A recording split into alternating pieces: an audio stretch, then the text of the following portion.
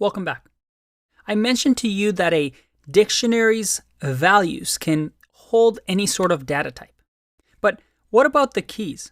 Up until now, I've only used strings to denote a key. But could I do something like this? Could I do 1, 2, 3 like this? Well, let's have a look. Let's give it a try. If I do 1, 2, 3, and I click run, I get 1, 2, 3. Awesome, that works. What about true? If I have a key true and I click run, will that work? Yep, it looks like it works. What about a list? What if I have a list of, let's say, just 100? Would that work? If I click run, nope, it doesn't work. It says unhashable type list.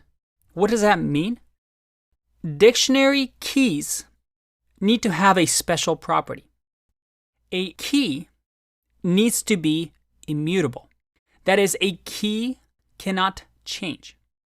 And numbers, booleans, this is a value that cannot change.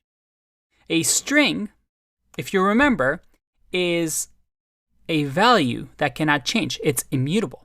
But a list, if you remember, can be changed, right? On a list, I can reassign, let's say, the index of 0 to something else, right? So because of that, a dictionary says, hey, my keys, because I'm storing them in memory and I don't want to lose them, it has to be something that isn't going to change on me. Maybe a programmer comes in and by mistake changes this array of 100 to have an index of something else. Well, dictionary doesn't really want that because it doesn't want to lose this value. So a dictionary key always has to be immutable. And as we learn a few other things like a tuple that we'll see in upcoming videos, you can use those as keys as well. However, most of the time, 99% of the time, a key for a dictionary is usually something descriptive like a string. Okay, but what about this? What if we have another string, 1, 2, 3? And let's just remove this for now. What happens when I search for 1, 2, 3, the string? If I click run, I get hello. A key in a dictionary has to be unique because there can only be one key, because that key is going to represent a bookshelf in that memory space.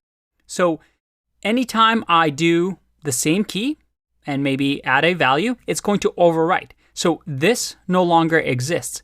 A key has to be unique, and it's something that can only exist, well, just once. Otherwise, we overwrite it, which is why you see hello here. We've lost the array 1, 2, 3.